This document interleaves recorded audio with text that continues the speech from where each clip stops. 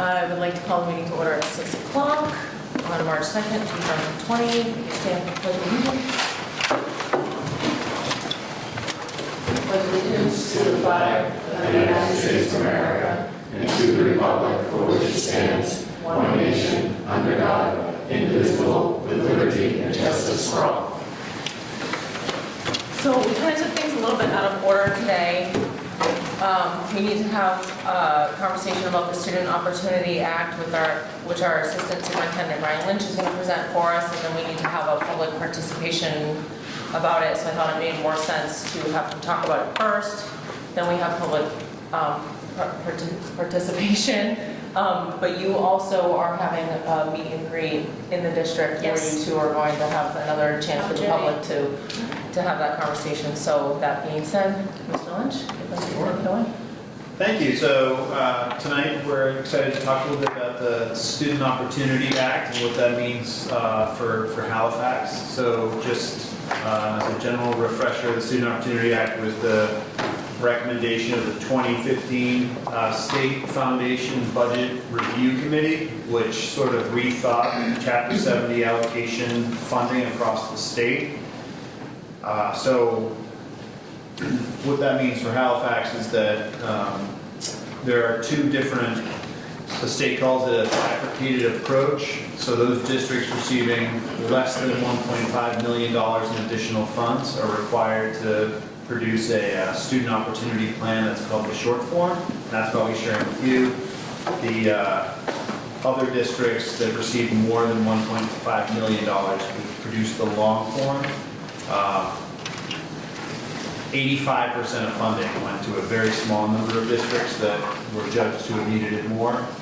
So this plan helps to talk about what our plan would be in Halifax and in Silver Lake for thinking about how to close persistent opportunity and achievement gaps. So while this is a required plan, it does align with our Halifax's plan and Silver Lake's plans to really try to support all students across the board. So while our funding wasn't significant, Halifax stands to earn about $30 per student based on this new funding formula, which would total with the 586 current students here, $17,580. But it is a helpful exercise to think about what the priorities are. Just as a note, when we go through the plan, you will see, as required by the state, you're supposed to identify resources allocated towards our priorities. These are not new allocations, meaning that the money that appears inside of this plan are funds that are part of our current budget. We're just identifying it as a priority in order to document that with the state.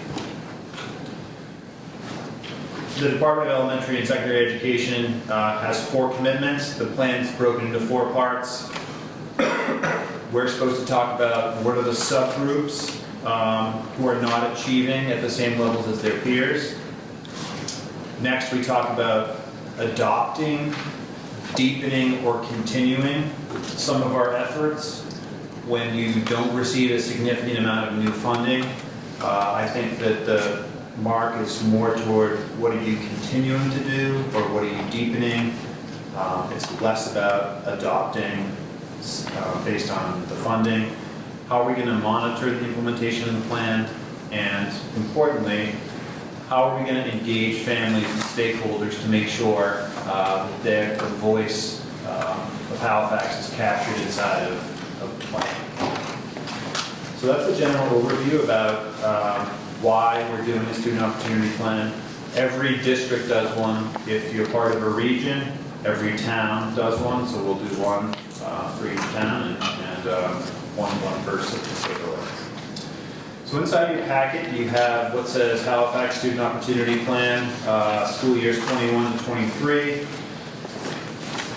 This format Jill and I put together. It mirrors the state. They have not put up quite yet the portal for us to enter it, but this is the exact format that it will appear in, so we are ready. And commitment number 1 just says that Which student subgroups require focused support to ensure that all students achieve at high levels? So looking at the 2019 MCAS data, there are a couple of subgroups we can identify. The first is that students with disabilities are not traditionally achieving at the same level as non-disabled students. So our plan focuses on how do we ensure success for all students. Also, students in our Title I program don't always have the same success as students who are not enrolled in the program. So what efforts will we undertake to make sure that all students are achieving at high levels? This plan acknowledges that the Halifax staff and the district are committed to closing those gaps. It also acknowledges how our teachers and staff work with all students. These are gaps that persist across the state, but this just renews our focus here, acknowledges the hard work that teachers and school leaders do, and puts us on a course over 3 years. Commitment number 2 is what are the evidence-based programs that we're going to use to close the gaps. So this plan talks about our adoption of a new evidence-based early literacy program for students. This year, you know that Melissa Farrell and Jill Prue and the rest of the teachers worked very hard to identify and implement a new math program at the elementary levels, Envision Math 2020. Up next in the curriculum review cycle is the early literacy program. So in this plan, it identifies spending some of our time and resources focusing on an early literacy program at the elementary level that teachers will have input with, and that will help to close some of those achievement gaps identified for students with disabilities, English learners, Title I students, and give all students access to a challenging, rigorous, and aligned ELA program. What you see on page 2 just has the state asks what's the budget item, what's the amount, and what foundation category does it apply to. These funds would come from an existing grant, our rural schools grant, and that would be used to make sure that we take a thoughtful process to identify the best early literacy program for our students. Another evidence-based effort that we'll undertake is implementing a high-quality, aligned curriculum. Currently, we're working with McTye and Associates, so teachers have access to high-quality professional development related to understanding by design. We will continue that work so that teachers have a voice in shaping high-quality curriculum for students. That will help to make school engaging and have it be well aligned to the ELA, math, science frameworks, and all the other frameworks that the state has identified. So that's existing work that will continue, and that's our second evidence-based commitment. If I may know, that's currently being funded through Title II. So that work would continue. It just, I think, like I said at the beginning, it reflects our commitment to using a high-quality curriculum to close achievement gaps and to give teachers a voice in designing learning experiences for students. The third piece is increased personnel and services to support holistic student needs. So Mr. Beaudry, Mr. DeSantis, and Dr. Prue have identified the math interventionist, have proposed this position for the FY21 budget. This would be a position that would support our students with disabilities, Title I students, English learners, all students, and help to close achievement gaps and make sure that as many students as possible are supported. So that additional position is identified in this plan as a way to support students' needs. And lastly, our fourth one is inclusion or co-teaching professional development for students with disabilities and English learners. Research shows that all learners benefit when teachers, special education teachers and regular education teachers work alongside to design learning experiences for students. Instead of pulling out students who may need extra support, if two adults can work together and support the learning needs of all students, research shows that everyone in that classroom will benefit. So our intent is to focus our professional development on inclusion and co-teaching as well. Before you go on, I just wanted to note that the .49 FTE position was funded in the past through Title I, and after our last meeting, we were notified that that funding will not be available for that position, and for that reason, that would be a priority for us to discuss tonight as a possibility. So it was confirmed that Title I will not be able to fund this position next year. It is a current position that you have, that without the Title I funding, you will lose. And for that reason, Mr. Brodry and I will put that forward today as a consideration.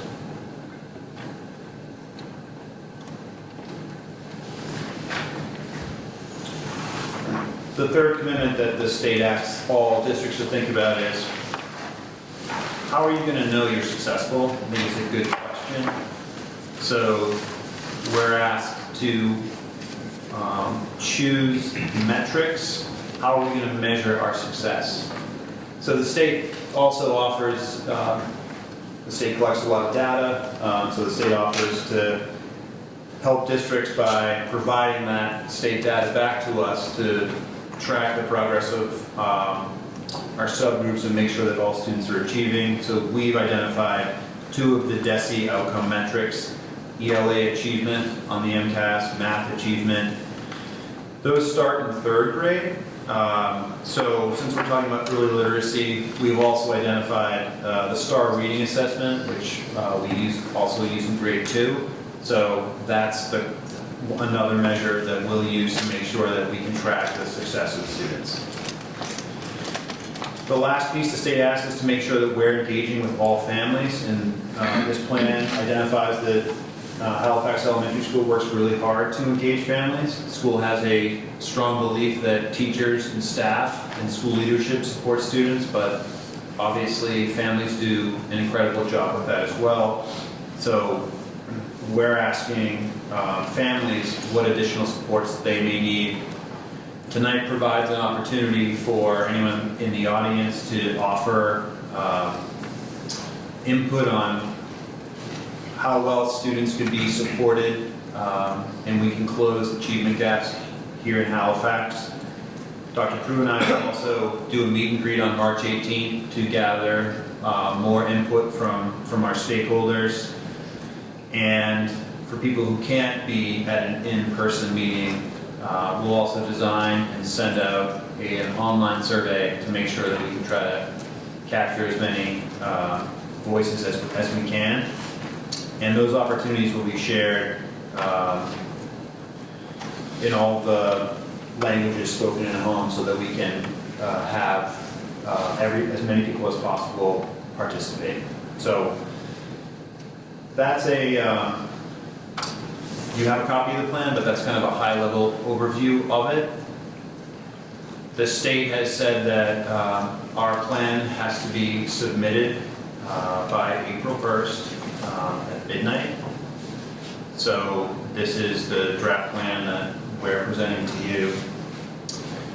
The piece that Dr. Crew mentioned about the .49 conventionist is part of the budget, and we know that that's still needs to be approved.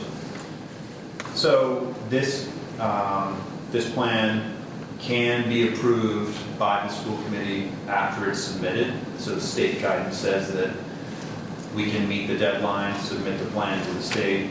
If you were to approve it after your April meeting, that's permissible. I just have to go back in and note the date when you approve it. Every school committee is asked to approve the student opportunity plan for the district. So If you feel, I know it's your first pass through it this evening, and it has a budgetary element to it with that position, so those are the two options for your approval. We won't be out of compliance if you decide that you'll approve it. I have a question. That's good. So I have two questions. One is, do we have an in-house metric for math? Because we have STAR for reading. So are we using it like an in-house? Start for math as well. Oh, does both of them? Okay. So should we note that, or? I can add that to the. I just would like to see a metric outside of the MCAS scores, because, not every kid's a great tester, pressure, all that stuff. So in-house, the scores might reflect a little more accurately, day to day, how that student's progressing might help us in that regard. Secondly, if we approve it after our April meeting, can you go and you said you can go in and just put the date that we approved it, but can we edit it at that point, or is that? Not that we really would edit it much, but just if we had any feedback. I think edits should occur between now and the submission time. This is if it's not approved and stakeholders were to provide input between now and the submission, I think it could reflect that. So do you think that after you do your public meet and greet, could you maybe have Lisa send it to members of our committee so before the April 1st deadline, so we could provide some feedback if we feel we need to? Absolutely. Thank you. And this is a 3-year plan. My expectation is that we would revise it for school year 22, and then you would see it again, and we would see what progress we're making, and we may need to adjust. So my guess would be this will be done on a yearly basis. This is new to us as well, and so we're kind of speculating as to what potential next steps may be. So at this point, should we open for public comment regarding this? If anyone here has any sort of comment on the presentation that Mr. Lynch just provided, whether it be from a financial standpoint on the town side or from a parenting standpoint? You're seeing this for the first time, just like we are, so it's a lot to digest. Go ahead. Do I understand correctly, this is a position we're already filling? It's just a matter of Title I's no longer going to support it? Is that what I heard? Yes, we currently have this position, but Title I will no longer be able to support this particular FTE. So if we wanted to continue, we would need to fund it. What kind of success have we had with it so far, I guess is my first question. Do we have a metric in place for that to justify continuing it? Sure. And Melissa Farrell's not here tonight. She could probably speak to this much better than I could. But she is our Title I coordinator. And so in order to maintain Title I funds and to use Title I funds, those usages have to be approved. They have to be research-based by the state. And she's required annually to provide data to show the ways in which certain practices are helping to close achievement gaps. Nonetheless, gaps persist. And so we show progress, but not, we don't have all students performing at the same levels. And that's all, the goal is always to try to close the gap as much as we can. I understand the goal. I'm just wondering how successful it's been, and should we continue it in the same fashion? Is that the best way forward? That's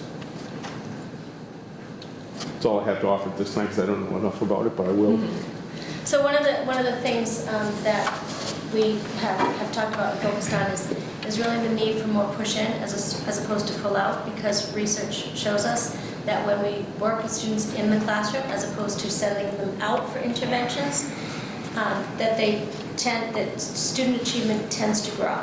And so making sure that teachers and interventionists work together, that they have the support and training and the tools necessary to help students work within the classroom, that's always our ideal. However, there are exceptions to that rule where sometimes students do need independent, individualized work outside of the classroom. But our goal And the state's goal is to encourage students working within the classroom as much as possible. So is that an area we can improve? Yes.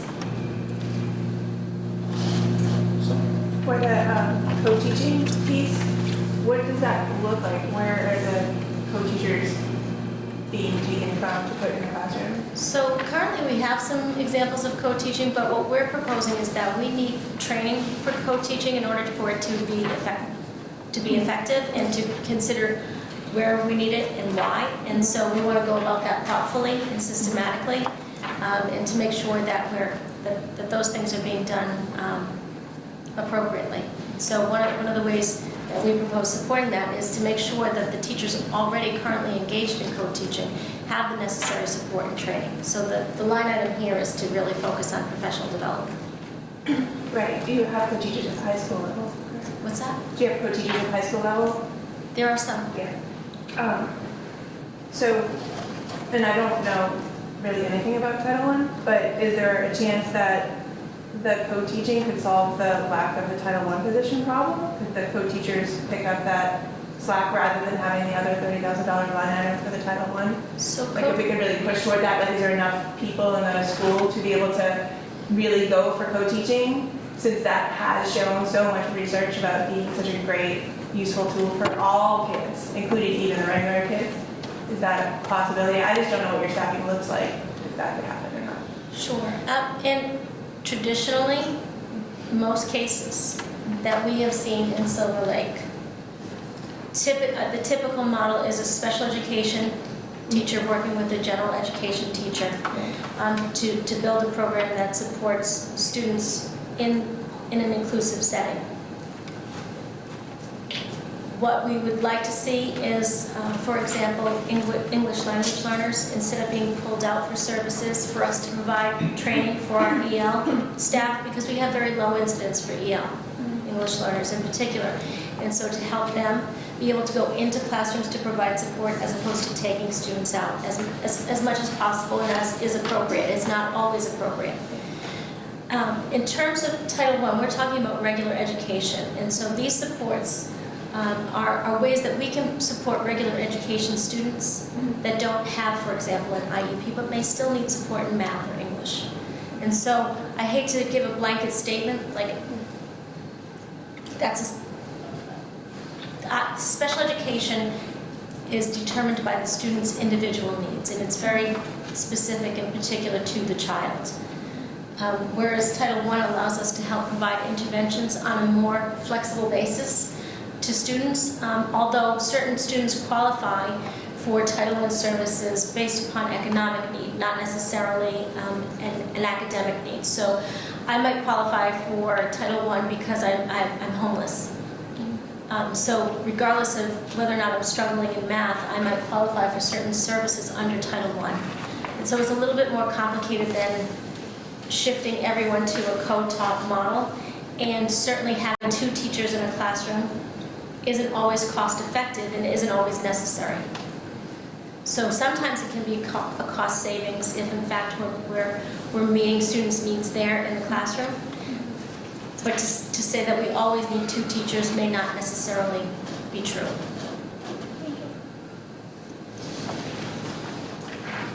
Someone just put a point Tom has to do 7, so just wanted to make everyone aware.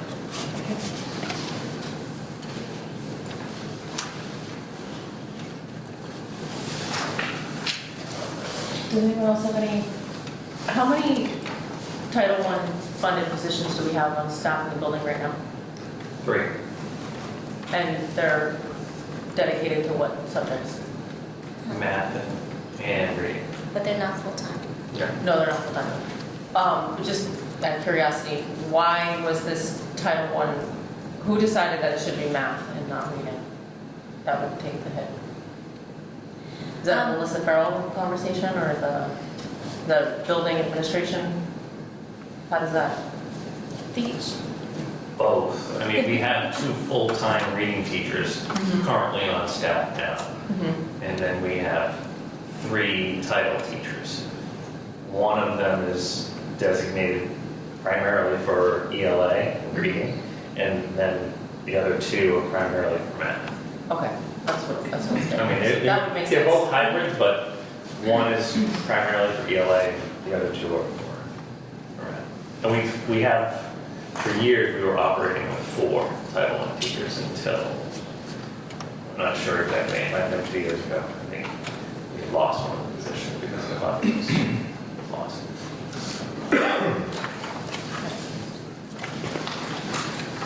Anyone else have any input on student opportunities act right now? So the .49 is made up of the 2 math positions? So there's 2 math personnel right now? There's 2, yes. So is So that they're both at 0.2? 19 and a half hours. So combined, it's the point. This is This just is one. just one of those. A .49 is 19. Okay. So we was only one. So you have Yeah, one. One person, Yeah. yeah, right.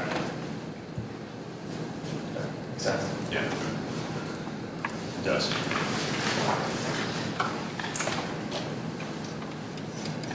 Okay, so at this time, we are going to close the public discussion regarding this Student Opportunities Act, and obviously, if anybody has any questions that arise, I'm sure you can feel free to bounce them to any of us in the committee, the superintendent, the assistant superintendent, and so forth, as we move forward with this conversation. Also, thank you for having, remind us of the date? March 18th. March 18th. There'll be one at 3 o'clock and one at 5:30. So we have 2 separate sessions, and it's get there when you can.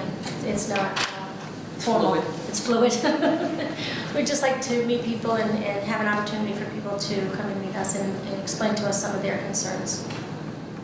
And also an opportunity to talk about this if they'd like to as well. Okay. So we need to go into executive session. What? I would just, seeing that you have other people here, recommend you ask if anybody else wants to participate. Just to see what Okay. is there. Right, but you also just I know. want to leave, so you're kind of sending me a mixed message here. I just Maybe- don't know if we want to open that can of, I guess, okay, so seeing if there's members of the audience that are here today that would like to clearly participate in the school committee meeting, we have a scheduled executive session next on our agenda. We have a member of the Board of Selectmen that needs to participate in that conversation, but also needs to leave at 7 o'clock. That being said, I guess I would ask, which part of the public conversation would you like to participate in as members of, like, are you here just to observe our meeting, or are you here for a specific reason you'd like to open a conversation? Are you here for the budget discussion? I guess I'm just trying to get a feel for why we have an audience tonight, which is fantastic. So, okay, go ahead. I just wanted to touch base with people. I know a lot of people don't know who I am. I'm Rob Mullen. I raised a pretty big discussion on Facebook a month or so ago about bullying within the school, and possibly the school system. And I just wanted to show my face so that way I'm not like one of those parents that's behind the keyboard throwing out things and not coming to talk with people.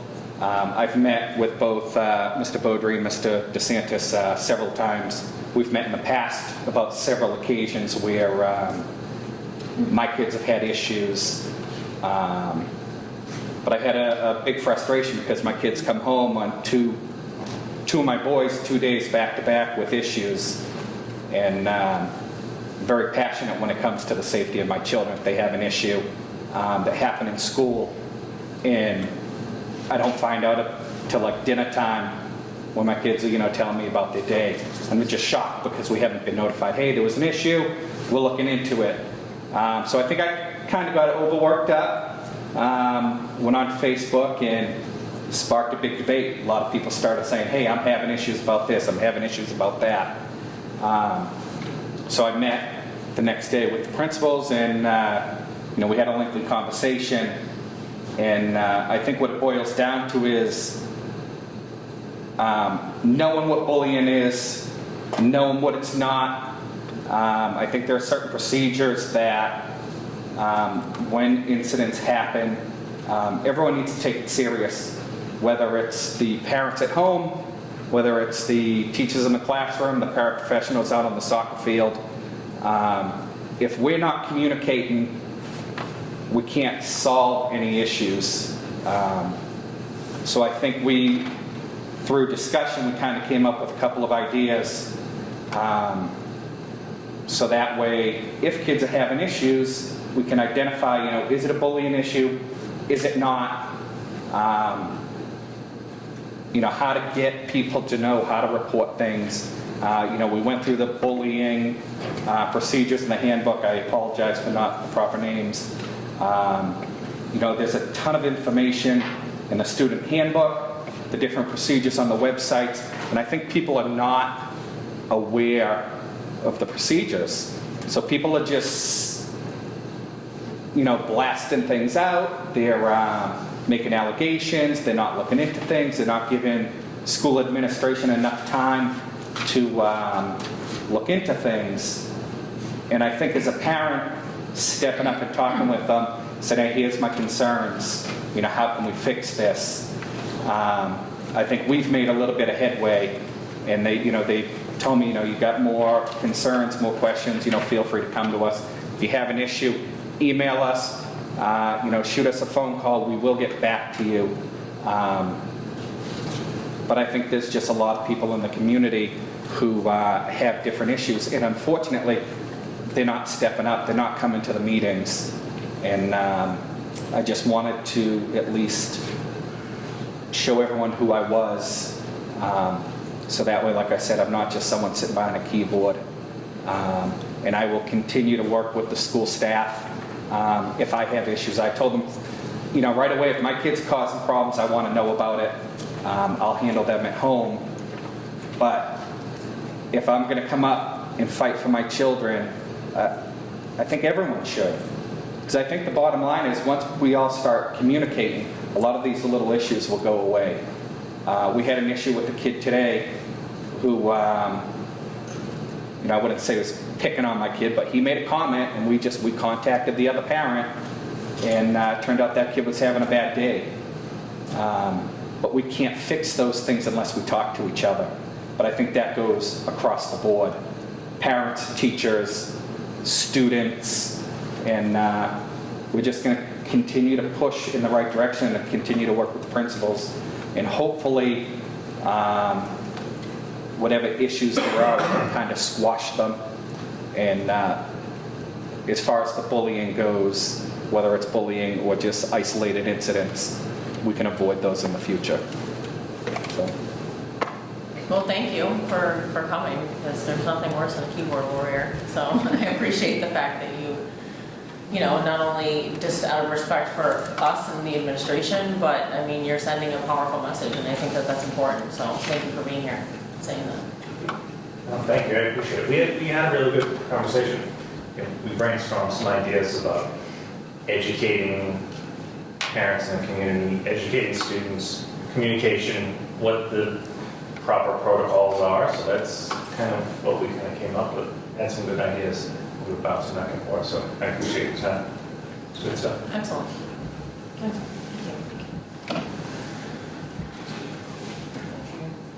Go for it. After we make a motion to go into executive session, discussion concerning staff vacancy in AFL-CIO State Council 41, Local 17 negotiations pursuant to MGL Chapter 30A, Section 21, subsection A3. And I would ask that we allow Scott Turner, Tom Milius, and Charlie Seeley to stay.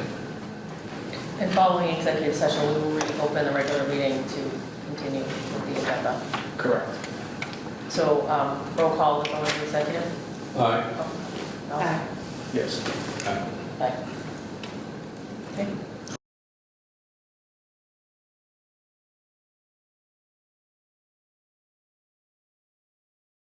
Back. You can launch. Second. All those in favor? Aye. Aye. Aye. Aye.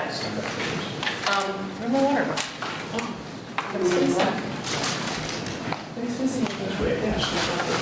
Okay.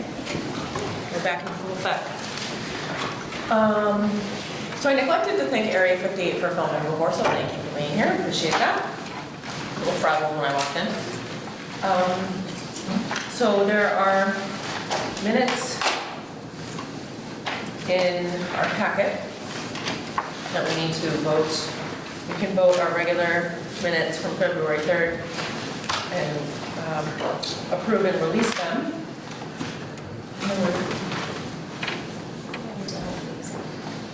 Okay. Then we need a motion to approve and hold the executive session minutes until we are finished with that conversation. Want to do it separately? Yes, please. Okay. Make a motion to approve and release the regular minutes from Monday, February 3rd, 2020. Second. All in favor? Aye.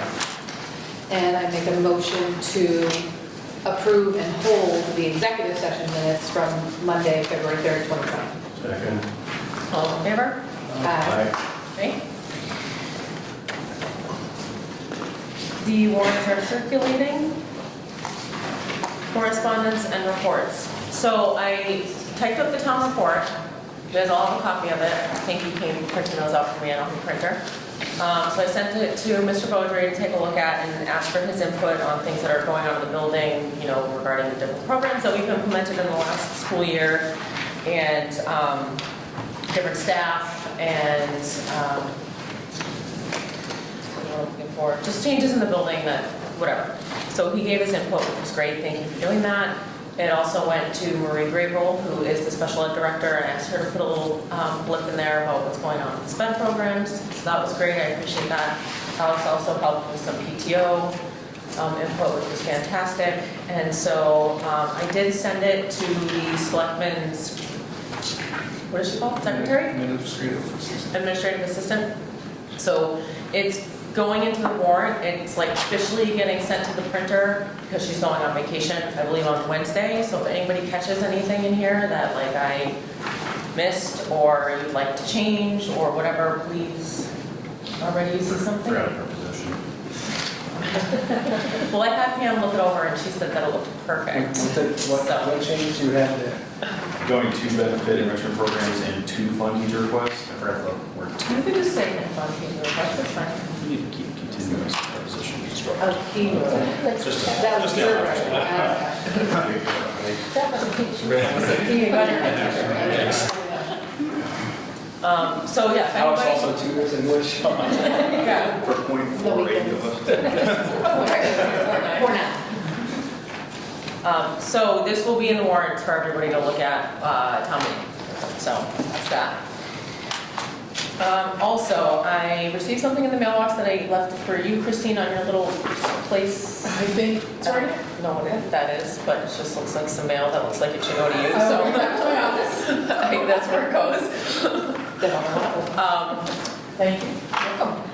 Also, we received this talent bank form that I'm going to pass around for everybody to look at.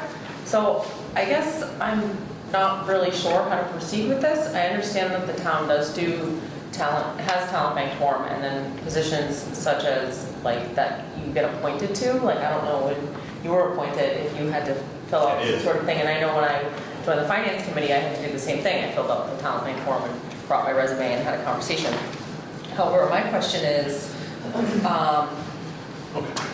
this being an elected position, we currently don't have a vacancy on the board. We're not looking to appoint anybody, so I never had to deal with this Did she before. just So check my off? suggestion, There's a few check off. If she checks off a bunch of them and they fill it out, it just gets sent to the whichever committees they checked off.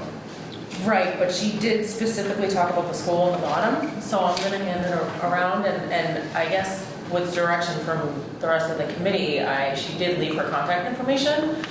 I don't know if I should reach out to her and tell her that the way to go about it is to pull papers, gather signatures, get on the ballot, and run for school committee that way, because we don't have a vacant position to appoint anybody to. Yeah. You pulled up papers from when you were running again? Bob also, they're both Bob. So, Okay. So Yeah. if there was a vacancy, turn on this talent pool? Yeah, basically is what that is. So, I mean, I just thought the right thing, maybe she doesn't know that you have to pull papers and it's an elected position, I don't know. She's actually been attending some of the Board of Selectmen meetings. And she's Awesome. gone to a couple of meetings, so she's looking at- Putting her feelers out in the She town. moved into town and wants to get involved. Great. I love that. That's fantastic. Cool. All right, well, so I'll hand that around just so you guys have it, because it did come in our mailbox, so I can share it with you. That's all I have in regards to that. Anybody else, excuse me, have anything that they need to talk about under reports at this time? I have a question. What's a cool down room? Oh, so sometimes, Timeout. Given my background, it sounds like a holding cell. sometimes students get, their behavior is escalated. And they need a place where they can Cool. cool down and have privacy, whatever That's what I their thought, emotions I may be. wasn't sure. Yeah, Oh, thank you. in a safe way. Anything else, Bob? No, I cleared that up. Okay. Anybody have any unfinished business at this time? This is because Budget? Yeah. I actually didn't realize that you put the town report under new business, and I kind of took it out of order, but either way, Yep. it's covered. Done. Anybody at this time foreseeing anything need to be on the agenda next month that they can think of right now? So which ones will be on this one? Oh, yeah, we have to vote that. And then, just an update for the budget for vocational students, so we know what the number was, 'cause Right, we'll get that in April, all the applications, right? yeah. But We won't necessarily know. If they've been accepted. here, it's just a number that's but Keep the cart before the horse, as the Commonwealth. you're at roll today. So much. But when you do, it matters, okay? Requisitions and. Okay, subcommittees, policy we have not met, but I did receive an email that we are going to need to meet. Yes, we're going to try to put something together for April. It's been a whirlwind with negotiations and budgets right now, but we do have a lengthy list of suggestions from MASC. So our goal is April. Okay. That sounds good. Yeah, there's a lot going on right now. Yes. Negotiations, So we are currently negotiating with the custodial staff. We will start the ground rules With teachers. with the teachers at the end of this month. We signed 2 contracts already this year with the cafeteria workers and the paraprofessionals. So 2 contracts to go. excellent, thank you. Thank you for your due diligence when it comes to negotiations. It's not an easy thing to undertake, so. Thanks. Thanks to Bob and Jill. Yes, Bob, thank you for being there. I appreciate it. We should coffee and cookies keep arriving. Be there. And keep an eye on it. Allison, Kat? We're meeting this Thursday. Cool. All right. Youth and Rec, I spoke to Mr. Steele this afternoon, and he mentioned that the Youth and Rec department is going to be refinishing or refurbishing or whatever they do to the gym floors over April vacation. Town basketball is wrapping up, and there's still, all the after-school activities are still ongoing, and that's pretty much all he said. He said things are kind of quiet right now in terms of Youth and Rec, like basketball winding down, and they'll keep us posted on any new activities that they have, but he said he should have more of an update come next month. Tomorrow is the last day for baseball and softball signups. Oh, it is? Sure, you know that. Registration is My kid wants to play. Did you sign up? Yeah, probably not. Tomorrow, But that's Pete Barone, right? Yes. Okay. but, So yeah, same. yeah. Okay, thank you for mentioning that, actually, he did not tell me that. Appreciate it. PTO? So I was not at the last school committee meeting, so to be honest with you, kind of losing track of my mind if they've met. I was at a meeting since the last time we all met. Okay. But No, wait, didn't they cancel? they canceled last what, 3 weeks ago, a month ago? Yeah, actually, so there would have been a February meeting, which I think Brian was at. No, but the February school committee meeting would have been updated from the January PTO meeting. Yeah. So the most recent PTO meeting was canceled. They have another one on the 11th, which is a week from Thursday at 6:30.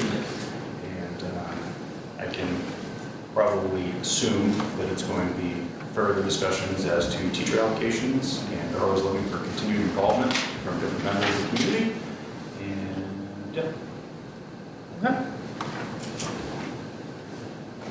Capital budget outside of our regular budget has not met. Admin review did not meet. We're done with that. And same with community 31, we haven't met in between the last meeting of this month. Mr. Beaudry, you're up.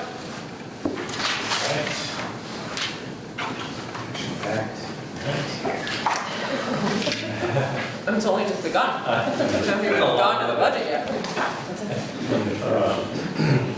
All right, so our enrollment is currently at 590 students. We have, I'll start with our February PD day. Sorry, I don't want to take the thunder from you guys, but that was right after our February break. It was a tech-focused PD day. We had now in November. We started the conversation with a toilet from Japan. Yes. And a Samsung refrigerator that talks to you was pretty neat. Kind of how working with students and technology, and it was a neat segue into his message about working with students today, how advanced they are, and how we need to kind of change the way we've been doing our thinking and teaching. So it was neat. So after he was the keynote, and then we kind of broke off afterwards, and broke off into other smaller groups that I'm sure Jill and Brian can talk about, but it's always great to kind of share the tools out that teachers need to use on a daily basis. I think teachers really appreciate it, and then at the end of the day, they get an opportunity to kind of reflect and collaborate with their teams and kind of focus on how to implement the technology kind of currently the next day. So very, very good feedback that we had on that. Today, we had Read Across America Day. So we started with our police and fire, many from Halifax, but also from surrounding towns as well. And we have a very good network of even parents that work here in the community that volunteer to read to our students. It's all headed up by our 2 reading specialists and our librarian. So they came in, they visited, they grabbed books in the all-purpose room that was already set up, and they went around building that stories to our students. And then we had a fire drill right afterwards, so it's Wake up. it worked out well. So the weather, the sun was shining. I think we were probably like 3 minutes or something. It was a little chilly, but we were in and out pretty quickly. So can't say enough. The students, the staff did a nice job for that. Kind of busy with Dr. Seuss's birthday and everything. So everyone did a nice job. Voting tomorrow? Yes. I have a question. I noticed on March 19th, you have an early release at 12:45 a.m. Maybe in the Well, we want to make sure that we get ahead of it. No. There is. Which is good because we have negotiations that day, we don't have to deal with the school bus. Yes. You know, but sometimes it's difficult for me to keep track of the 12 o'clock dismissals and then the 12:45 dismissals. I know, It would be that's- nice if we could just make them all at the same time. I agree. Because Brian and I, we're always back and forth, like, Which one is it? 12 o'clock, always at 12:45. So, either we do have actually both this month. Either way, it's not 12:45 a.m. Eh, They really like to hang out again. So we do have 12 o'clock on the 12th, and then we have 12:45 on the 19th p.m. PM. It says For both PM of on those. this. It does. It says PM on this, no, the one you wrote.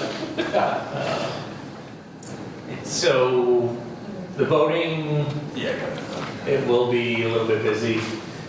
Brian's pretty good at kind of coordinating all of the plans here. It's no simple task. There's a lot of coordination that goes into it with our staff parking I was gonna say, where do you have them park? everywhere. Like, just everywhere not in that normal We area? keep the top lot open Gotcha. from what we've learned when we do have voting. So last year, the year before, we did have voting, and it was difficult, Yeah. to say the least. And we had the construction that was here, so that added to the challenge. So we call the library, call town hall. We ask our staff to Okay.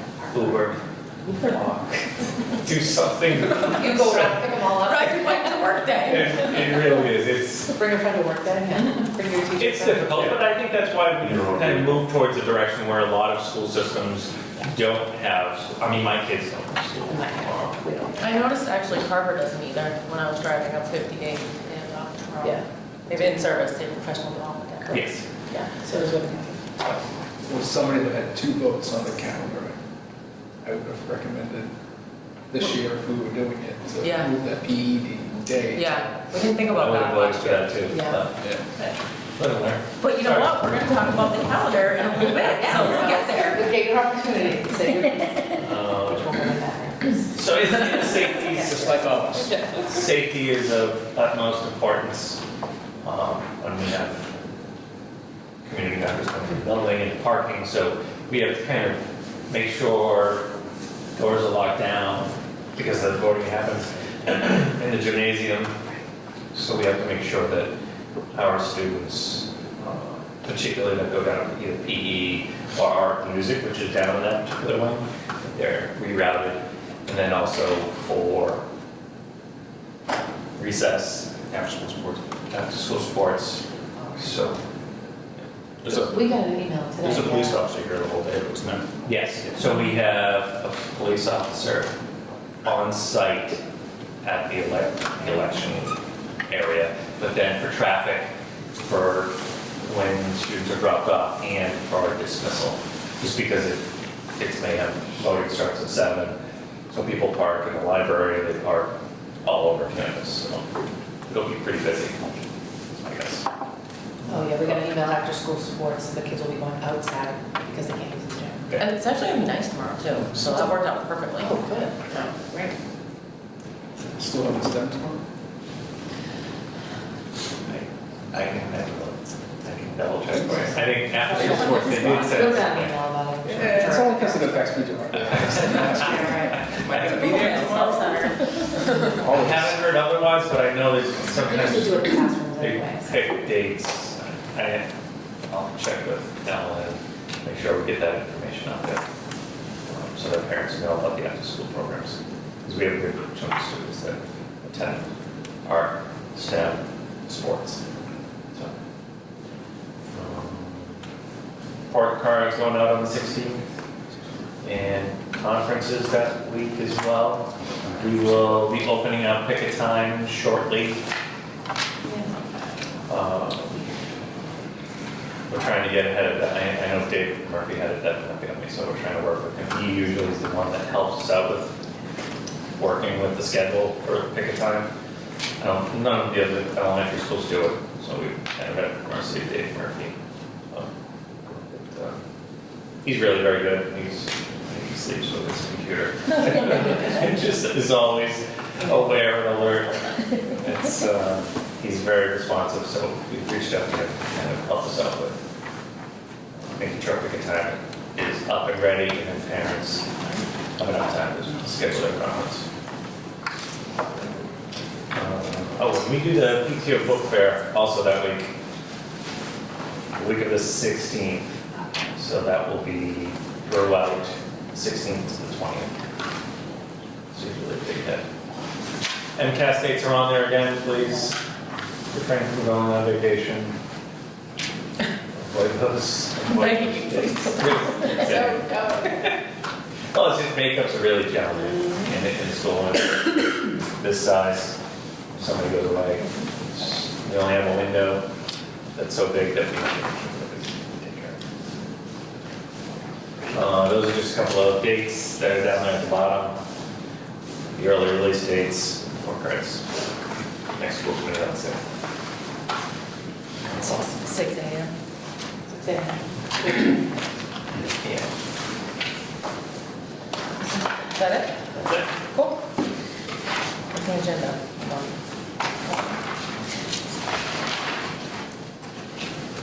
Miss Healy, Thank you. welcome. Once again, in your package note, there's a financial for Halifax. Our budget's still holding up pretty well. We're doing just fine. There's one deficit throughout the regular budget of $180, and that will be absorbed within the function code. Get to the special education area, there's a surplus projected for contracted services and transportation. You see on the financial, there's a deficit for tuition, but that's before all circuit breakers have been received in the account. Once we receive all circuit breaker, we will have a surplus in that account. And then out of district vocational, we're also projecting a surplus. This now we're at $46,000. It has gone up because we had one student, and they were enrolled from 2 different towns, our town and another town. And the other towns ultimately had to pay. So What does that happen? I think it's a shared custody. Oh, okay. Yeah, and the other towns within that region, so they got to. They get a discount too. Yeah, they do, yes. Yeah, because they're in that region. So that worked out, and I actually just quickly checked, as we were talking earlier, there have been no applicants for next year for our district vocational. As of today, When does it have to be? October, April 1, April 1. April 1st, yeah. I mean, it could still happen. Right. We just haven't seen a lot of activity this year now. And there's a senior graduating? I know that we did have. I was wondering, but thinking in terms of the budget. Yeah.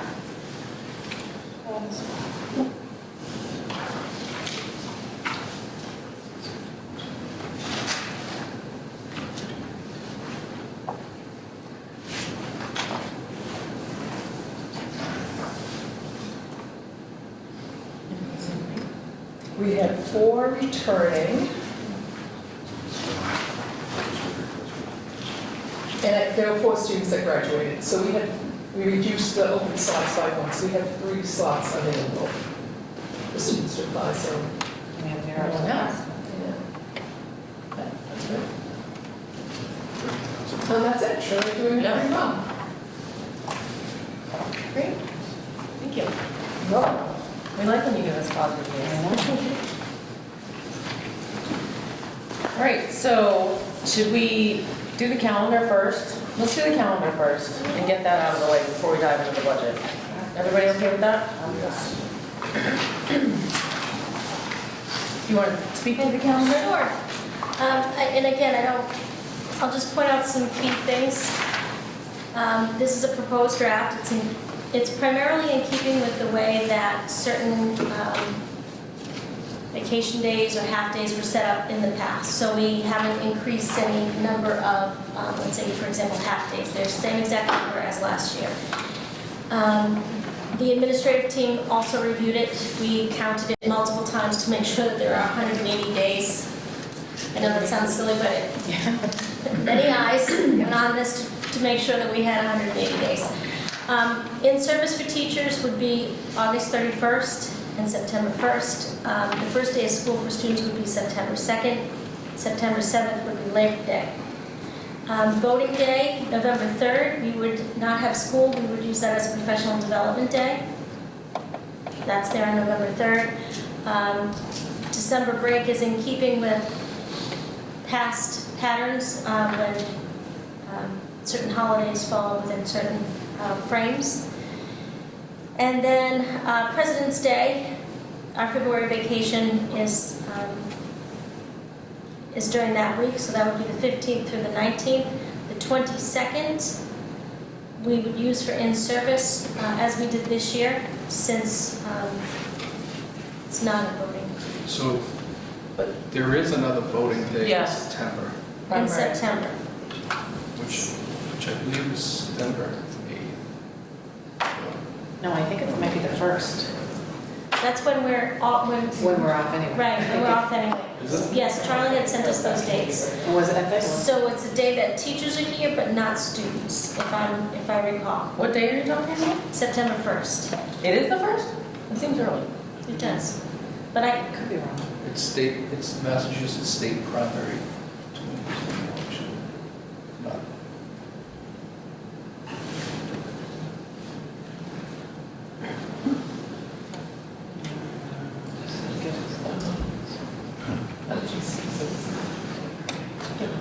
September.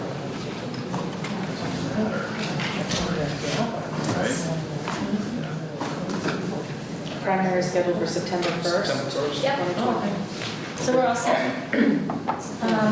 So Charlie was really good about getting us the upcoming dates because we did want to make sure that we considered them. Yeah. Because we can be strategic with how we place our professional development days. And then, let's see. I wanted to point out, although this is not Silver Lake, we were very careful to make sure that graduation is not only in keeping with what has been done in the past, but we wanted to make sure that everyone knows that seniors have to be in school for 168 days, so snow days typically don't affect them. But in addition to that, they're not supposed to, we're not supposed to hold graduation anything more than 12 days in advance of the scheduled last day of school. So I'm just pointing that out so that everyone knows that we don't just come up with these dates willy-nilly. Like there are regulations behind when students, how early students can graduate, all part of that reform. Did not. Makes sense. So this is our proposed draft of the calendar, but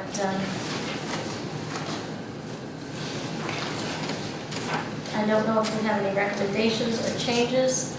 Was there ever any discussion about starting earlier in August? I know, I feel like we're starting so late because Labor Day is. So Whitman Hanson has decided to start the whole week before that. So what, you're starting August 24th? Yep. Students on that Monday? The students would be, so I think we're supposed to go like the 24th and 25th, and then students would start the 26th. And then they would get, I don't know, I have to look at it again, but it was something ridiculous. It was like, they come for 3 days, and then the next week they come for 3 days, and then the next week they come for 2 days, and then I thought it was they come for 2 days and get Friday off. maybe that's what it is, Wednesday, Thursday, and then get Friday off. And then come Monday, but then Tuesday was that election day, so I think they're having that day off too on the 1st. So we haven't received any recommendations for that unless you're recommending that now. I'm not, I just was wondering if there was any kind of discussion about it, but I guess because if you look, the last day of school is already now the 17th. I think that was kind of why they looked at that to begin with, because it pushes us to get out a little later than normal, and if we have a terrible winter. But we won't. The issue with Silver Lake, I know, if we're starting in August, if it's hot, then the Oh, buildings my aren't school. air conditioned. My school. So that was like, That's funny, Betty. that was a concern that came No, yeah, up I agree. at Silver Yes, Lake. yeah.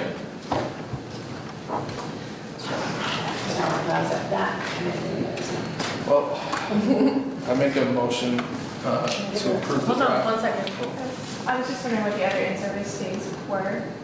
I heard 4 days, are there 5 or 4? 4. In service. Is it 4 in-service or 5? So there's in-service for teachers on August 31st and September 1st. There's an in-service for teachers on November 3rd. And there's an in-service for teachers on February 22nd, as proposed. If you were concerned about the late end date, I didn't know how it would work logistically with your planning your professional development, but like if that, the 2/22, like you could move it to the close of the school year so kids would get out 1 day sooner, or put it in the front of the school year and teachers, I don't know how the calendar works out, but teachers could do 3 days before. I think that's just always a solution to making the kids, when parents are complaining about kids getting out too late, it's like if we bookmark the school year within services, and at least there's that many days sooner the kids are being released or starting. So I remember last year, I think it was last year or the year before, I brought this up because a friend of mine teaches at Bridgewater Rainham, and they do all of their in-service at the beginning of the school year, and then they're done with it for the year. But the feedback that I got at the time from the administration and both at Silver Lake and here was they don't really like to do that. They kind of want it sprinkled throughout the year to kind of keep people on track and motivated, and there's different developments and things like that. So I'm not an educator in the building, so I guess I would like your feedback on that. I think it depends on what your priorities are and what you have planned for the upcoming school year. I think there can sometimes be a benefit to, for lack of a better term, front-end loading the school year with some professional development before you start the school year, especially where it's a time to reflect and plan for the upcoming school year. I can also see the argument where,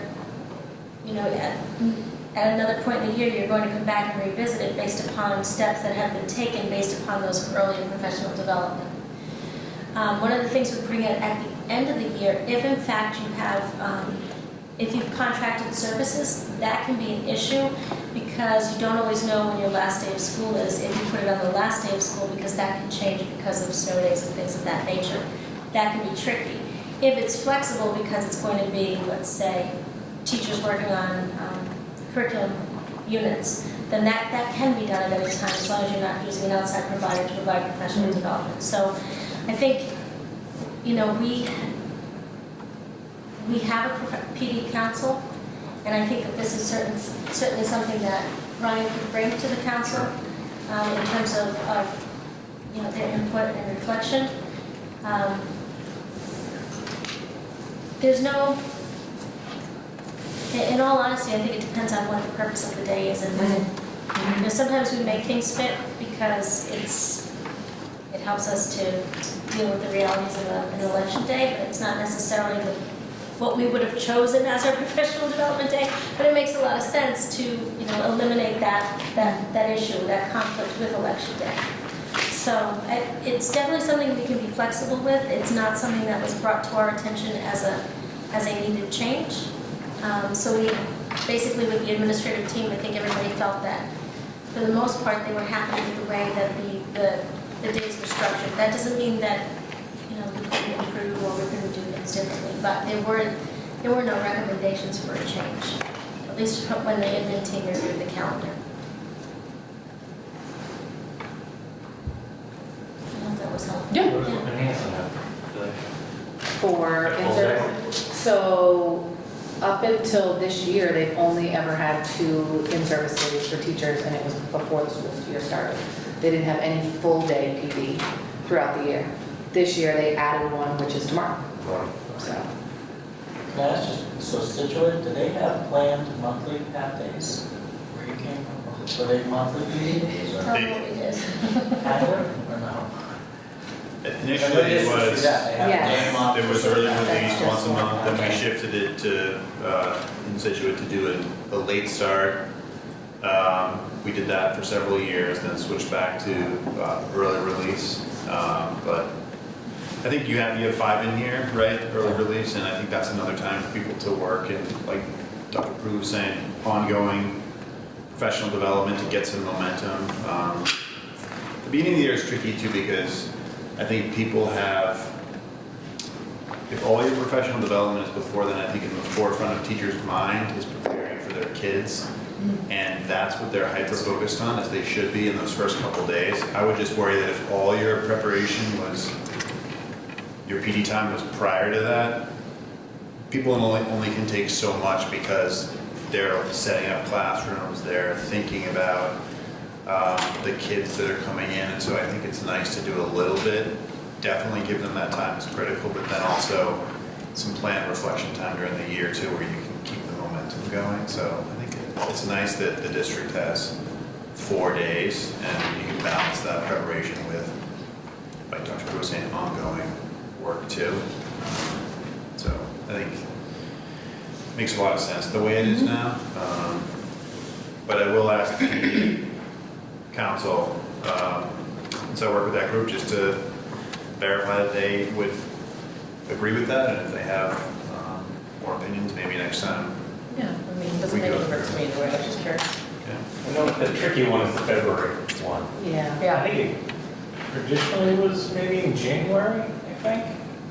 Yeah, we moved it like Right, 2 years ago. I Yeah. think the appeal for parents was that it was a for some, it was a benefit because it was a continuation of the vacation as opposed to in the middle of nowhere just happening. Mhm. Right. For a while, it was the day after Martin Luther King Day. Maybe that's what it was. Right. It was more like mid-year, Yeah. but I think there was something with the high school. There might have been exams for seniors. I think that's, Or I midterms. Yeah, think that's why it was Yeah. probably changed. that makes sense. I know Marshfield has half days every Thursday. Every Thursday? Every Thursday. I know because I get a FaceTime call from my nephew.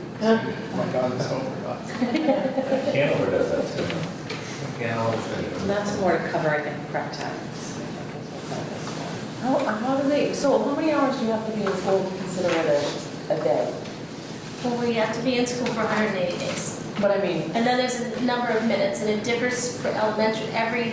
Every time we do a coordinated program review, principals are asked to fill out the form and to calculate their hours for time on learning to confirm that in fact we are meeting time on learning. And so at the high school, it's a different number than at the middle school. Certain things, for example, that aren't included in the schedule are like passing time, lunch isn't included, that's not considered time on learning, so. I just wonder how recess. they can, do they have a longer school year because they have all those half days? Because they would have to meet, they must, right? I don't think they have longer school day. I think they have longer school day. I don't think they have Oh. longer school year. I think that they go an extra 20 minutes or something for the Each other day. 4 And days. if So you're a it high school with fewer makes the number of blocks, you might actually have more time on learning because you have less passing time. Right. So that can also be a factor. We went to high school, it was four blocks. That's so cool. Back in the day, 20 years ago. Uphill both ways. I was 20 years, maybe it was 21.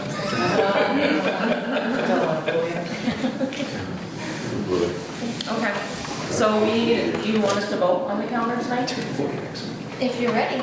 I don't see any issue with it. Okay.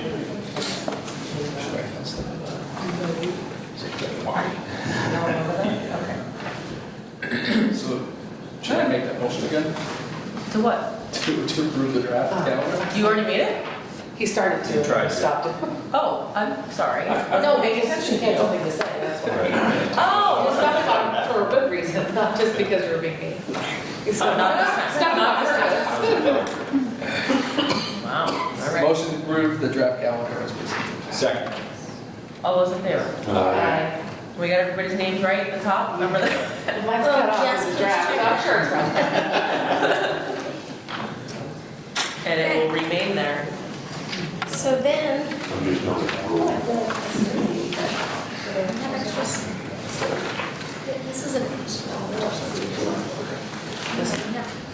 I don't have an extra here, sorry. I want to bring the three.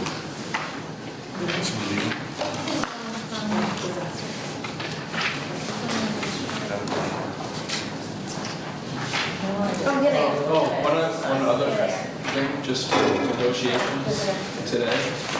Jill? I'm sorry, I'm trying to do our visitor Okay. copies. At the top of the calendar, Mhm. the discrimination, do we need to update that to what we put into our contract today? So, Because we had a few more lines in that. let's see.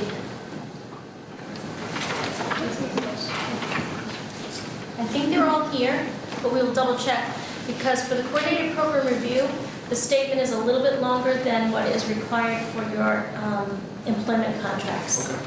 So it might actually be more here than is what is actually in the employment contract.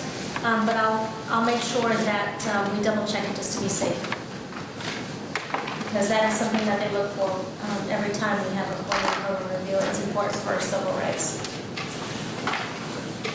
So we will double check that. If there's any issue, I'll let the committee know.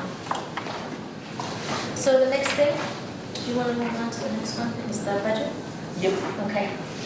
So in your package, you'll see the à la carte summary. Last time we talked, at our last meeting, we discussed the possible addition of a math interventionist or adding a .2 FTE music addition.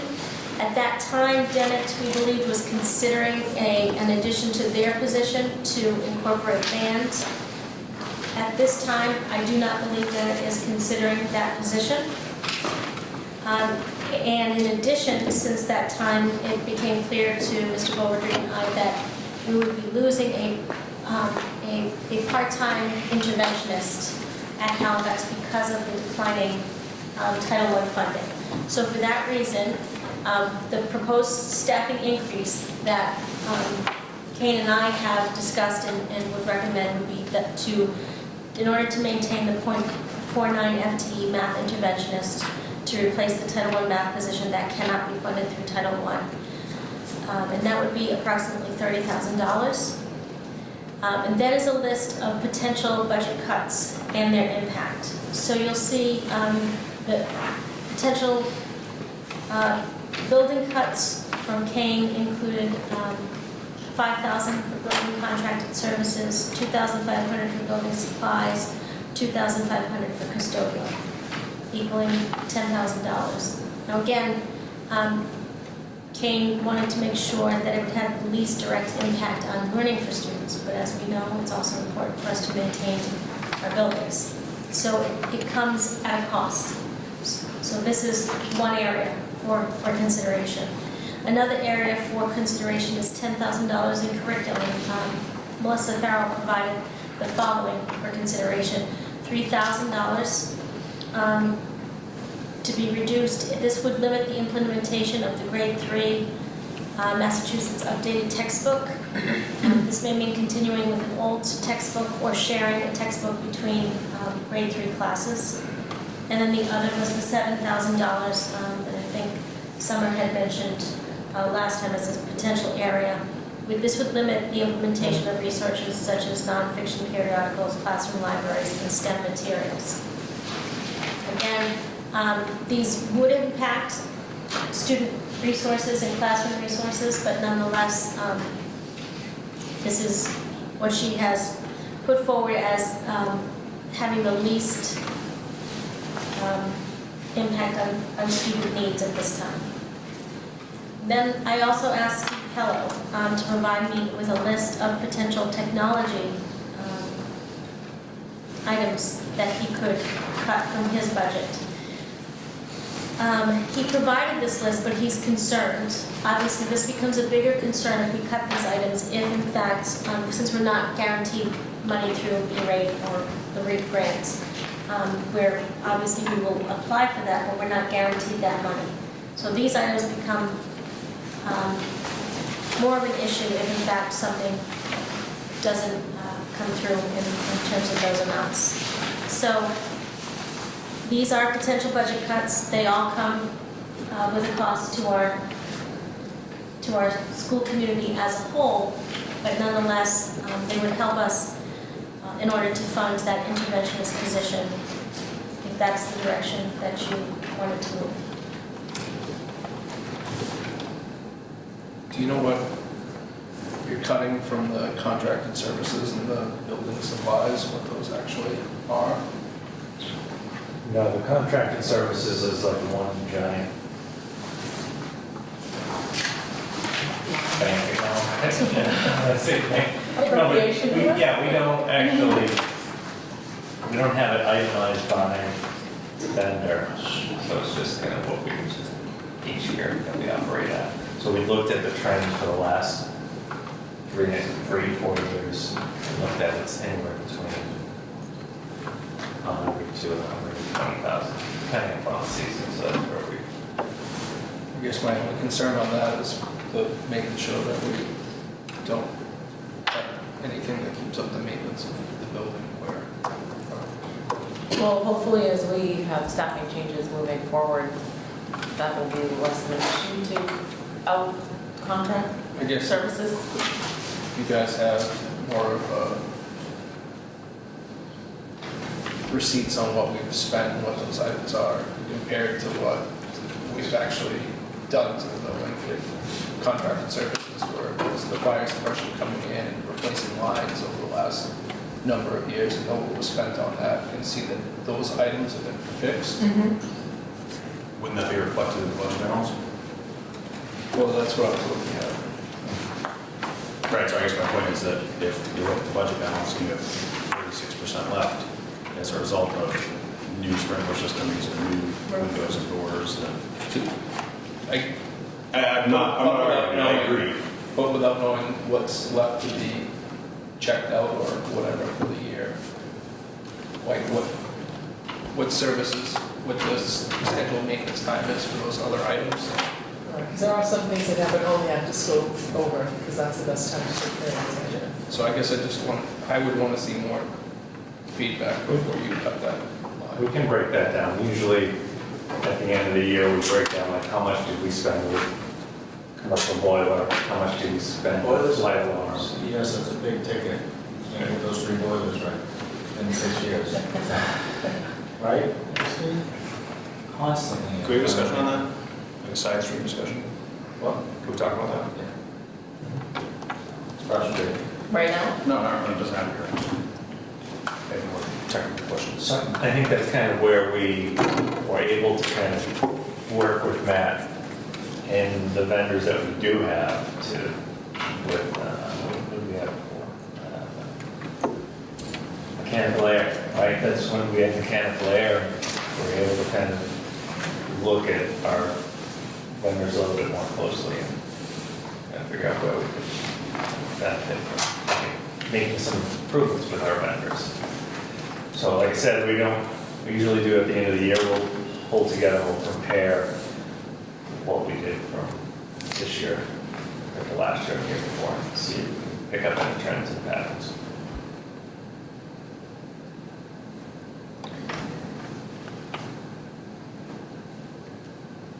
I have a question, or might re-steer the conversation, so are you done talking about contracts and services? Did you provide us with a breakdown of where we have grant allocations that are not built into our budget? Remember we talked about that? I lost track of that, I'm sorry. I actually looked at my notes again, I didn't.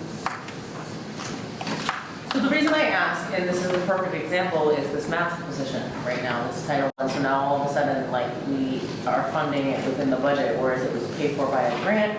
So it's like things like that, it's moving forward, it would be very beneficial to us if we knew, like, hey, all of this over here is funded by a grant. You have the potential of losing that grant, and it's gonna have to be made up somewhere else. So every year, I would give a presentation on all the grants, and especially the last 2 years, have spoken with Melissa Farrell and the school committees to say, That was the November meeting. and it keeps shrinking.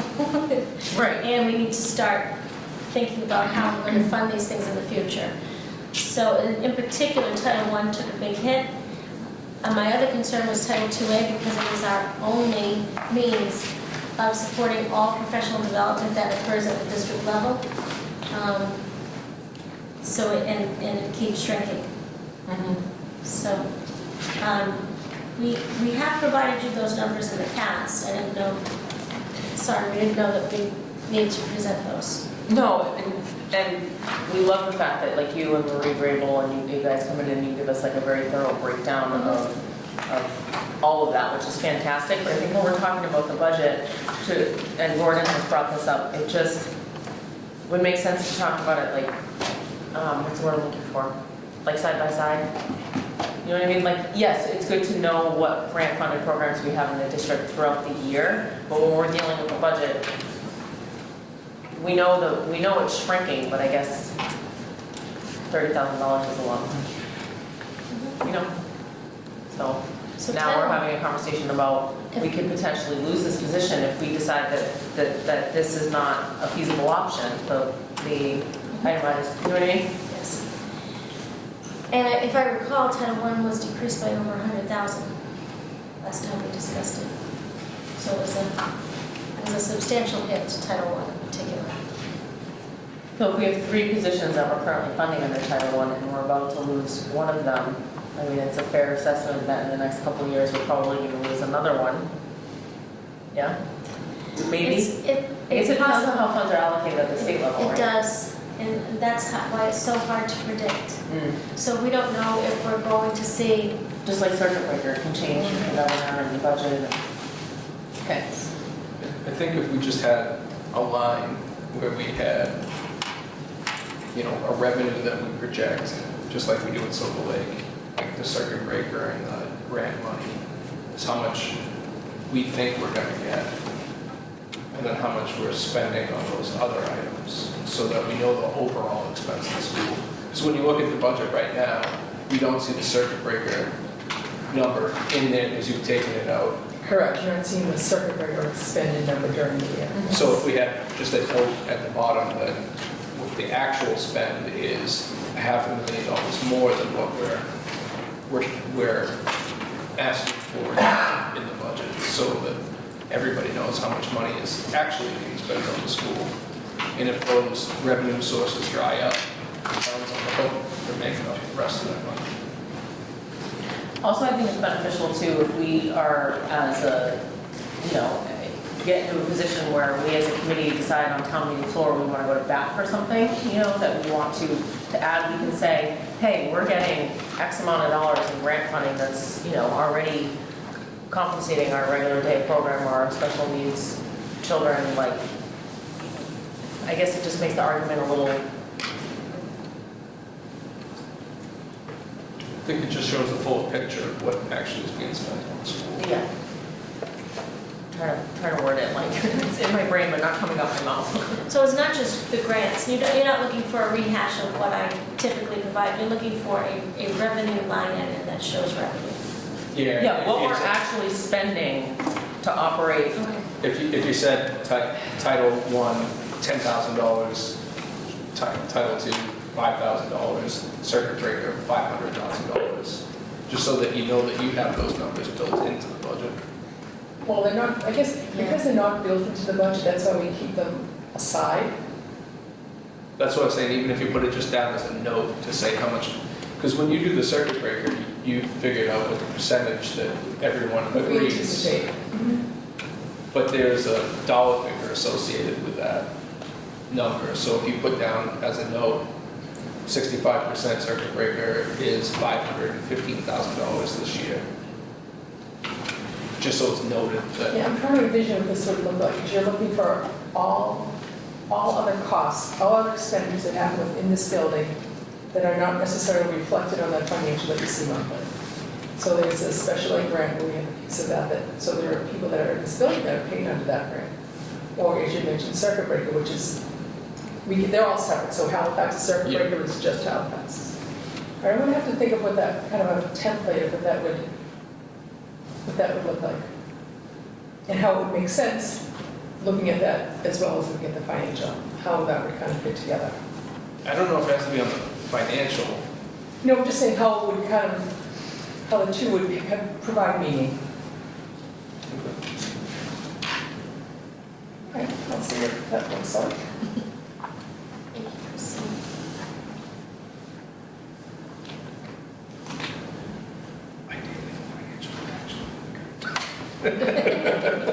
Well, the financials by fund type, so that's the difference, we get different fund types. So, That might just be a change of the report, actually, because you have to capture that data. we do capture that, we're just not capturing our operating budgets. The operating budgets that's voted by the town, that is what we're gonna vote Yeah. sometime soon. Those are separately monitored accounts. I mean, there'll be a way to make it work, I just have to figure out what that would look like. Then we can go beat up on the state legislature, it's more about how much money we're not actually getting. So do you have any other direction for us at this time? Well, so this really doesn't change our bottom line at all.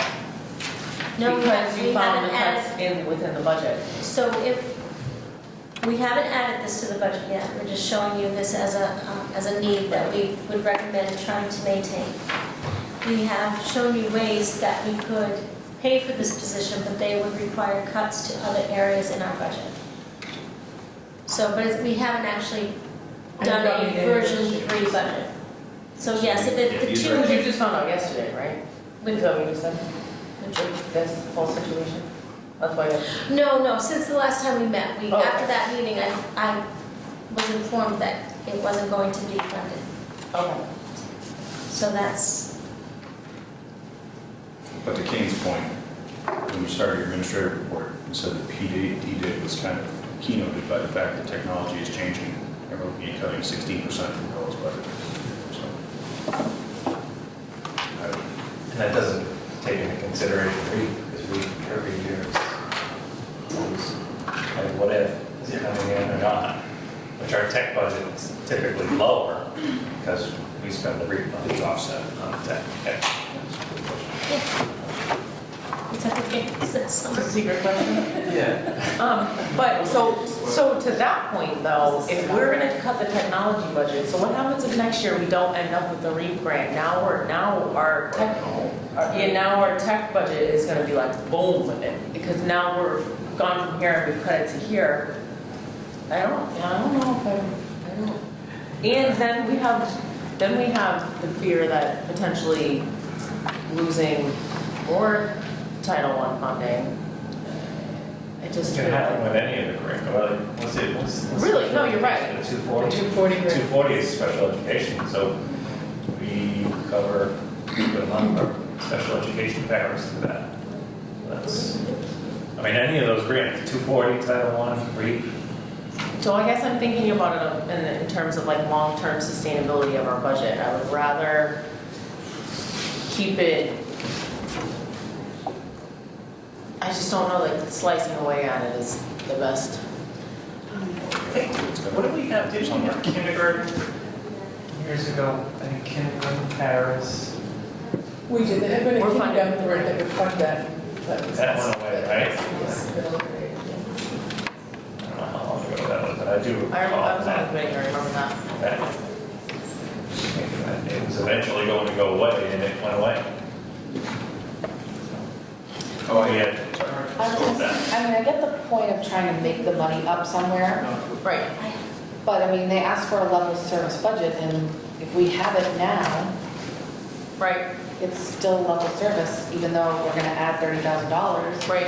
It's still level service because we currently have it. Just from a different funding. It's just, it came from a grant before, but now the town's gonna have to fund it because we're not receiving that grant money anymore. Well, that's what I mean, like, that's the sort of where I was getting at, like, I'm not necessarily sure we should be cutting other places to make up for the fact that, like, I understand why we do that. Right. I do, And I appreciate them trying to figure it out. absolutely, absolutely. I just wonder if we're shooting ourselves in the foot, long-term. Right. Well, I think, yeah, anytime you're gonna cut funding from day services, and you're looking to use that money to fund something that's getting paid for through a grant currently, I mean, typically speaking, grants don't increase magically, so. Any grant money that you lose, you're gonna be sacrificing something else on the line item, on a different line item.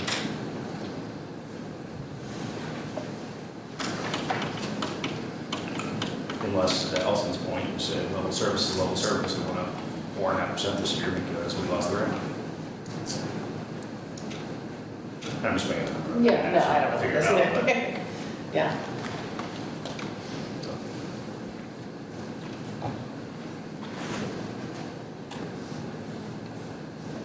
It wouldn't be level service. Student, Why not? students would lose the service. No. We're saying include the service, Yeah. but the bottom dollar budget goes up. Right. Because. And then instead of going up 2% for cost of living or whatever it is, inflation, you say, well, it went up 4.5% this year, or 4%, whatever, because we lost the grant money funding this program, but we want to maintain a level of service, so we're not going to cut budget from other avenues. What percent are we at right now? Under 3. Under 3. What would, can we figure out what it would be? Sure can.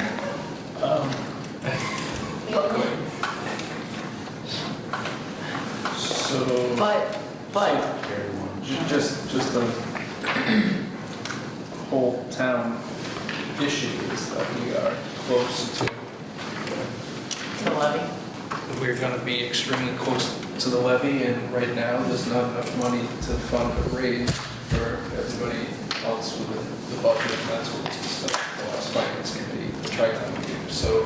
That's the same thing every year. Well, I know, and I'm usually the one that says that, but I haven't looked at the latest spreadsheet. I can't tell you where I think they are with the numbers and what's gonna eventually go through.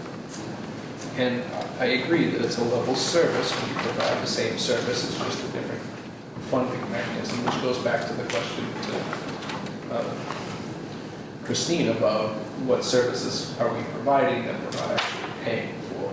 So that's the level of service that we have, even though our budget Doesn't reflect. doesn't reflect that service.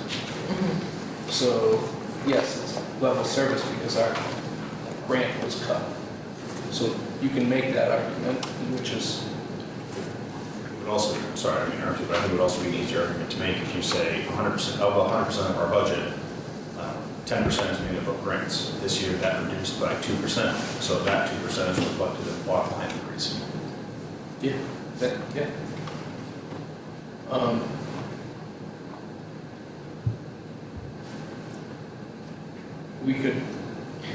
You could vote the budget tonight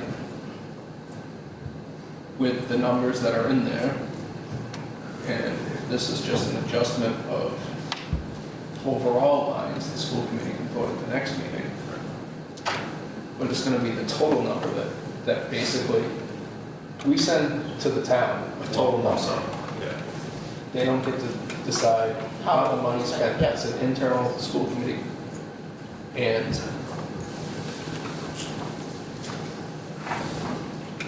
But now that whole conversation that we had the last couple of months with input from the Teachers Association, from the parents, from the administration, it's like all that's off the table now because we lost this grant. well, I think there's a fiscal reality of what's happening in town and what's happening at the state. You just saw the stock market drop by a huge amount, so that's going to affect revenue to the state, which is going to change the forecast for the model for the current year. So I said before that times weren't going to be rosy and they're not going to be going forward. I think the budget that we gave originally with the increase, I think it was an acceptable budget. I think adding another $30,000 on top of it's going to be an issue. An issue for the taxpayer to the assess. And what happens if by April 1st, we have nobody apply for our school vocational? So the agreement with the town has always been that number is not, you don't hold the school committee responsible for those numbers. It's a separate line. It's not that 30 grand automatically gets moved into.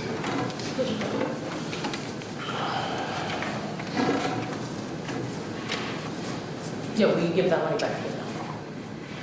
Right, but if we know that April 1st, and we don't have to vote at town meeting until May, Who's looking to present our budget before 10? right, We do, but we don't have to vote the number tonight. We can wait till Well- our April meeting.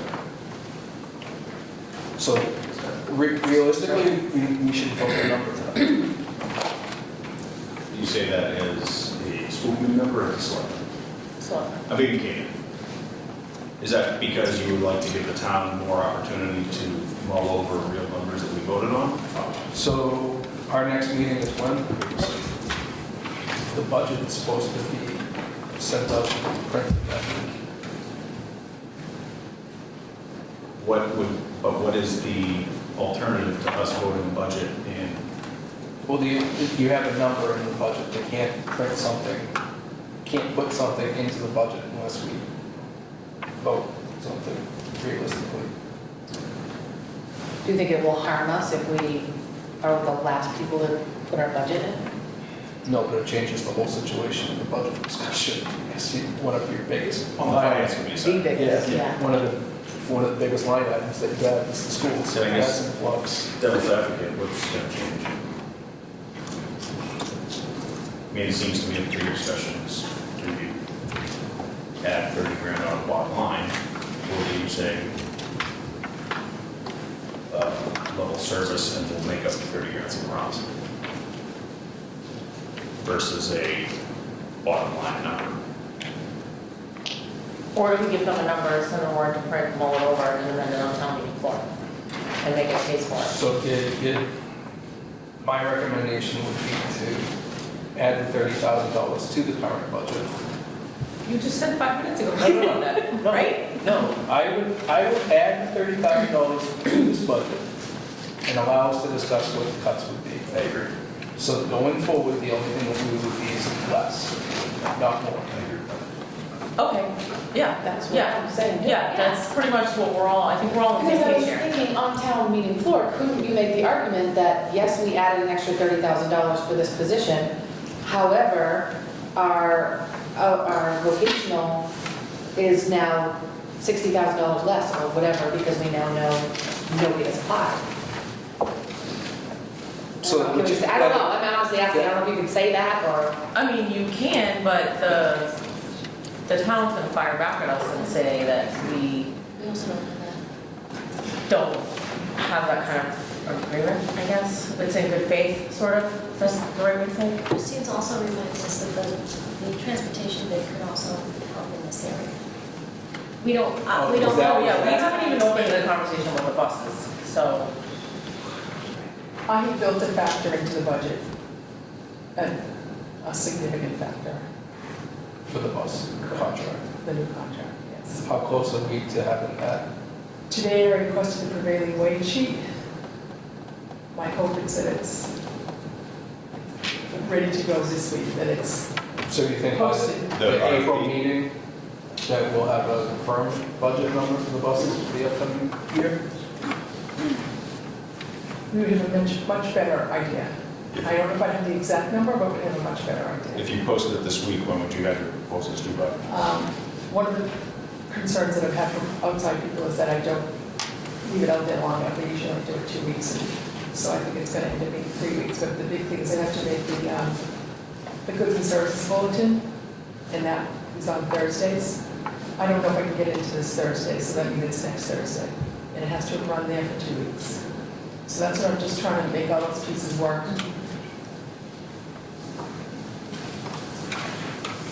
so you're thinking that line item could help with transportation. That could, that may not come in as high as I had budgeted. Okay. Based on information that I'm getting and the increase of other interested vendors. Well, that'll still work out with 3 weeks. Right. So if you get it out next Friday, that's the 13th, and then, I mean, it's gonna be tight, but by the 6th, we should have it. It is. Those are going to Well, I mean, I can't speak to school RFPs, but typically, the deadline is the deadline, it doesn't really drag past, unless there's severe addendum extenuating Right, circumstances. if there are any issues with the ballot, Right. right. And then it's just a Oh, calculation yeah, no, because that would be Friday. it's awarded based on the culmination of all the years and all of the entities Yeah. together. Yeah, so that would be the 3rd, which is the Monday, Friday before. If I could have it in for the goods and services by the 12th, so that would bring us to April 2nd. It'd be 3 weeks. It is the 6th. Yeah, and then that gives you Friday to try to. Well, actually, we could take a vote on town meeting if the number is lower. Yeah. Yeah, that's what I'm saying, you amended on the floor. To Gordon's point, though, if we're gonna amend it, I think we should err on the side of. Oh, down, I'm not saying up. Yeah. Yeah. Because that's, I'm all right with that. that's just a I battle. agree with that. Allison, to your point about the lower vocational students, that money doesn't usually just get associated back to the school, the money gets associated to the town as a whole to get reallocated. So, I wasn't saying reallocate it, I was just saying, we could make the case for, yes, I know that we added an extra 30,000, however, the town's gonna be getting back X amount because of the location. I'm not saying take that money and use it as that, I'm just saying, that's just another thing we could bring up at town meeting. Say, I know that we added this extra 30,000, however, we're now giving back to the town X amount of dollars because we don't have any kids going out of school for vocational. But I don't know. But, you know, quiet I'm time. just gonna do that. Just gonna ask him again. Personally, I'm not worried about $30,000. It'll just absorb right in. I don't see an issue there on our budget. How much is our total budget, Christine? All of our budgets combined are $8,378,719. They're not gonna squawk about 30 grand. So are you of the mindset that we should just leave it as is? And- Yes. Okay. And I'm a Wait, little not add leery- the additional? I'm a little leery about the cuts on custodial here too, given the earlier discussions before the meeting. That budget might be going up, custodial budget. So at that point, do you want to add the 30 grand? Or- So you're saying add the 30 grand to get this back? Yeah, And and leave- leave these alone. Yeah.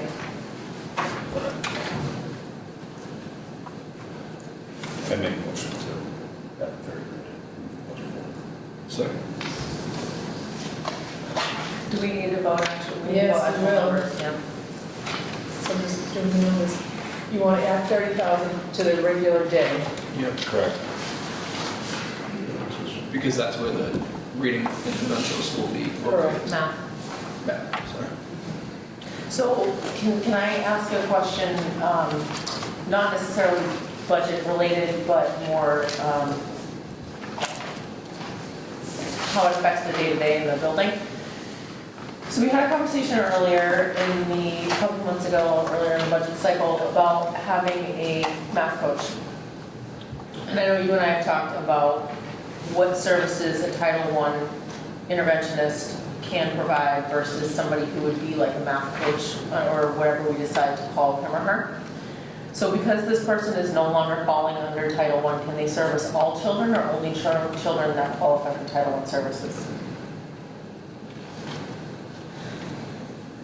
I'd have to see the job description, but my understanding would be anyone who's struggling, because it's no longer under the Under the umbrella. restrictions. But I can't honestly say I have the job description memorized, but, That's the way I understand it. yeah. This Title I is limited to working with students that qualify Right. for Title I. Might be better off That's this something way. federally that you have to do, whereas Right. this is now in your budget, so It can service any and all children who may need that service as opposed to a child who may just need, who falls under Title yes. I. Okay.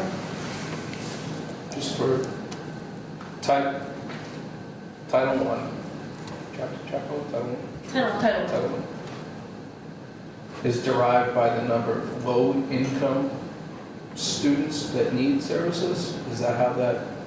It's not just low income, it's a pretty complicated formula. And it's on Department of Education website, Okay. but it's something Yeah, I'll dive in. There you go. you might really Who enjoy. qualifies for Title I So it's called the Title I is determined by. funding formula. And I don't know if it'll pop right up if I Google it, but So, is it, Allison? So what I was saying is who qualifies for Title I, the fact that we get Title I's it's money one thing. is one thing, and that's Yeah. the formula that she's gonna show you, or try to find. So you But can find who the qualifies for Title I, like at Halifax Elementary School, is defined by, I don't know, how do you define it by, the staff defines it? Like, you guys define what Title I is, or the Title I staff defines who qualifies? They have a formula for who qualifies for it. It's very strict. It doesn't say the spelling. Within for Silver Lake or for Halifax Elementary? Well, just, I don't care about anyone else, I just care about here. Right. So we have a pretty strict formula Of who would of qualify who will for qualify for it. Title I services. So did Title I as a whole entity get cut? And we're just feeling some of the ramifications of that? Or did Title I for Halifax specifically get cut, or for a district to get cut? I guess, do you understand what I'm trying to say? There may be some of both, but the Okay. reality is our number of students eligible influenced the amount that we were able to receive. So in theory, Title I could have gone down nationally, but if our numbers of students, you could have actually realized an increase. So if our local qualifications increased, they can cut the program level, but our qualifications still, not named, but qualified. Correct. So I'll send Courtney and anyone else those sites if you want to take a look at how the formula is actually derived and what. I would actually appreciate Okay, that. yep. Might as well send it to the whole committee. I just can't reply. Yeah. Corinne will be the only one replying. About 3 o'clock in the morning too, probably. Yeah. No replying at all. We'll all be good. Alright, so, So Christine was crunching some numbers, so. Those are the 4 votes for the 4 separate members. Okay. I love how you, want to see that? with the 30, That includes extra 30,000 added to the top number, yeah. Go for it. does that be 4 separate votes? Yep. I make a motion that Halifax School Committee approve 2020 elementary school operating budget of $5,871,010 is the amount deemed necessary for the operation of the regular day and special education programs without cost of out-of-district special education and out-of-district vocational education programs. Second. All in favor? I make a motion that the Halifax School Committee approve the 2020-2021 elementary school out-of-district special education tuition budget of $1,857,490. Second. All in favor? Aye. I make a motion that the Halifax School Committee approve the 2020-2021 elementary school out-of-district special education transportation budget of $473,800. Second. All in favor? I make a motion that the Halifax School Committee approve the 2020-2021 elementary school out-of-district vocational education budget of $206,500. Second. All in favor? Aye. We over the budget. Are we first? No. Takes a vote to bid as soon as they got it. But it's still appreciated. Are all the warrants back in front? I have no questions. Oh, Just the bills, you have questions. If you have a question, just ask. All right, my question is applicable to both that I held on to. Those two that I held on to. On the Amazon business invoices, I see that it looks like freight or shipping and handling is deducted as a discount, so it's free shipping. Do the lines, sometimes the Amazon business lines match exactly penny for penny, and sometimes they're a little different. So I didn't know if, like, for example, this one, these Scotch laminating pouches are $25.69, but they're $22.95. Oh, it could be just, that's our purchase order that's done originally. Okay. And that's based on what we believe to be true at the time. But if you notice on ours, like we do the freight, if there is any on the bottom. Yep. So there are some slight variations. Okay. We do check to see what the, did we make a mistake? Because that could also happen. Okay.